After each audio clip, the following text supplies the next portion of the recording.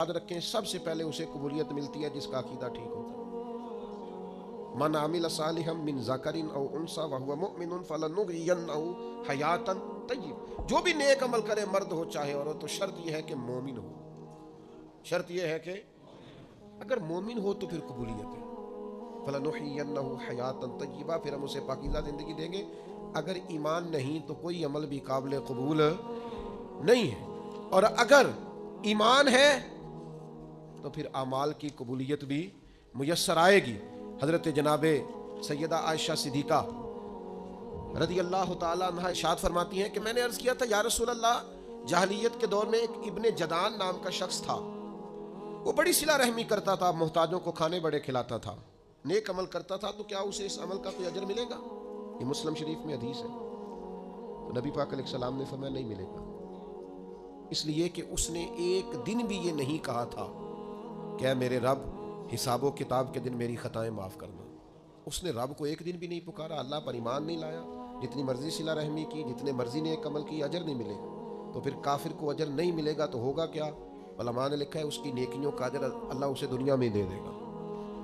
اسے رزق میں وسعت مل گئی، کوئی اور آسانی اسے مل گئی، لیکن قیامت میں نیک اعمال کی قبولیت اس کو ملے گی جس کا عقیدہ ٹھیک ہوگا اور ایمان اس کا پکا ہو. تو اگر ایمان لڑکھڑاتا ہوا ہو تو نیکیاں جتنی مرضی کریں، یقین کامل ہی نہیں، قلہ مضبوط ہی نہیں، تو نیک عمال کرنے کا کوئی نفع حاصل ہے. قبولیت تب ملے گی جب عقائد درست ہوں گے.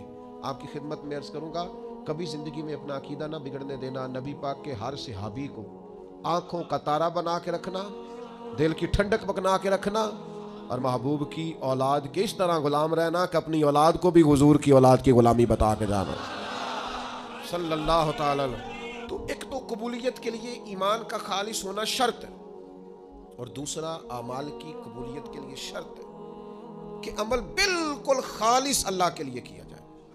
ذرا سا شائبہ اس کے اندر، ذرا سی غیر کے لیے نیت، ذرا سا ارادہ کہ کسی کو پتہ چل جائے، شہرت ہو جائے، کسی بندے تک پتہ چل جائے میں نہیں، ذرا سا شائبہ بھی قابل قبول ہے. ذرا سی ملاوٹ بھی ہو تو قبولیت نہیں ہوتی. جناب سیدنا ابو امامہ باہلی رضی اللہ تعالیٰ عنہ بیان کرتے ہیں، نسائی شریف میں حدیث موجود ہے.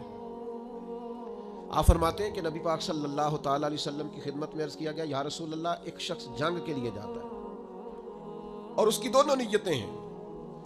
یہ بھی اس کی نیت ہے کہ اللہ تعالیٰ مجھے شہادت عطا کرے اور اللہ میری اس محنت کو قبول فرمائے، اور یہ بھی ساتھ نیت ہے کہ میری شہرت بھی ہو جائے، لوگوں کو پتہ بھی چل جائے. ایسا نہیں ہے کہ رضا الہی کی سرے سے نیت نہیں ہے، رضا الہی کی نیت بھی ہے، پوری ہے کہ اللہ راضی ہو جائے، شہادت کا مرتبہ نصیب ہو جائے، لیکن ساتھ وہ چاہتا ہے چلو تھوڑی بہت شہرت.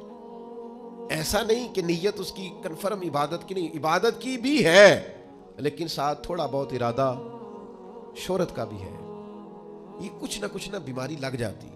کوئی ہر نیکی کا سٹیٹس لگانا ضروری ہو گیا ہے.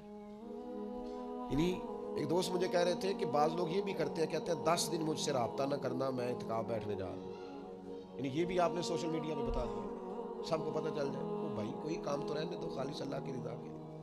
کہیں تو آپ خاموش ہو جاؤ. 10 دن موبائل بھی تو خراب رہ سکتا ہے، سم بھی آپ کی بلاک ہو سکتی ہے، کچھ بھی تو ہو سکتا ہے، لیکن بھائی خدا کے بندو یہ بھی بتا دیا ہے کہ 10 دن اس لیے میں آف لائن رہوں گا کہ میں معتکف ہونے جا رہا ہوں. عرض کیا رسول اللہ، جنگ کی بھی نیت ہے، نسائی میں موجود ہے، اور حضور تھوڑی اس کی یہ بھی نیت ہے کہ شہرت ہو جائے، تو حضور ثواب ملے گا. 2 ٹوک لفظوں میں بالکل واضح اللہ کے حبیب نے فرما دیا، فرمایا جس شخص کی ساتھ شہرت کی بھی نیت ہو اسے اس عمل کا کوئی ثواب نہیں ملے گا جب تک خالصتاً نیت محض اللہ کی رضا کی نہیں ہوتی. اپنے ارادوں کا وضو کریں یار، تھوڑا خیال کریں. آپ اس بات کو سمجھیں، شہرت ہونا ضروری نہیں، قبولیت ہونا ضروری ہے. لوگوں کو پتہ چلنا ضروری نہیں، رب کے حضور حاضر ہونا. حضرت سعد بن ابی وقاص رضی اللہ تعالیٰ عنہ کے زمانے میں آپ ایک جگہ جہاد کے لیے تشریف لے گئے تو فرماتے ہیں کہ ایک قیمتی سونے کا تاج تھا اس بادشاہ کا جس سے ہماری جنگ تھی، تو وہ تاج نہیں مل رہا تھا.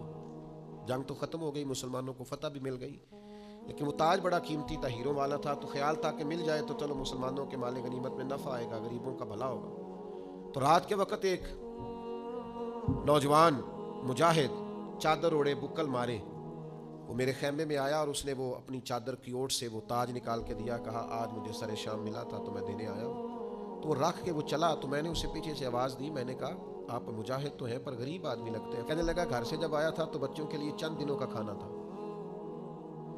تو کہتے میں نے اسے کہا کہ اتنی قیمتی تاج تیرے ہاتھ آیا تھا, تو نے سارا دے دیا ہے. اس نے کہا بس یہ میری دیانتداری تھی, میرا ایمان تھا. بچوں کی بھوک اپنی جگہ پر اللہ کی رضا. تو کہتے میں نے کہا یار یہ چہرے سے نقاب ہی ہٹا, اپنا نام ہی بتا, قبیلہ بھی بتا, باپ کا نام بھی بتا. تو کہتے ہیں مجھ سے کہنے لگا یہ نیکی آپ کے لیے نہیں کی, یہ میں نے رب رسول کے لیے کی ہے, اور جن کے لیے کی ہے نا وہ میرا چہرہ بھی جانتے ہیں, نام بھی جانتے ہیں, باپ کا نام بھی جانتے ہیں, قبیلہ بھی جانتے ہیں. آپ کے لیے نہیں, جن کے لیے کی ہے وہ انہو علیم بذات الصدور, وہ تو دلوں میں چھپے راز جانتا ہے. تو میرے بھائیوں یاد رکھیے گا کہ اچھی نیت اور ریاکاری سے پاک ارادے. حضور علیہ السلام فرماتے ہیں جس نے اچھی طرح وضو کیا, مسجد گیا جماعت سے نماز پڑھنے, لیکن جب وہاں پہنچا تو جماعت ہو گئی تھی. اس نے کہا ہو جماعت ہو گئی, یہ گھر سے وضو کر کے جماعت کے لیے آیا, پہنچا تو جماعت ہو گئی تھی. حضور فرماتے ہیں رب اسے جماعت کے ساتھ نماز پڑھنے کا ثواب عطا کرے. کیوں؟ اس لیے کہ اس کی نیت خالص. اپنی نیتوں کو درست کریں. اپنے ہمارے نا رشتے کمزور ہو گئے, پتہ کیوں؟ ہمیں رشتے سے بھی پیار اور ہلکا سا ساتھ لالچ بھی ہے. یہ جو ہلکا سا بھی لالچ ہے نا, یہ اس رشتے کی معنویت اور اس کے حسن کو بگاڑ دیتا ہے. ہم انسانوں سے پیار نہیں کرتے, عہدوں سے پیار کرتے ہیں. لوگوں سے پیار نہیں کرتے, جیبوں سے پیار کرتے ہیں. ہم شخصیات سے محبت نہیں کرتے, ان کے تعارف سے محبت کرتے ہیں. نتیجہ کیا ہوتا ہے کہ وہ جو خالص حسن ہوتا ہے رشتے کا, وہ حسن برقرار نہیں رہتا.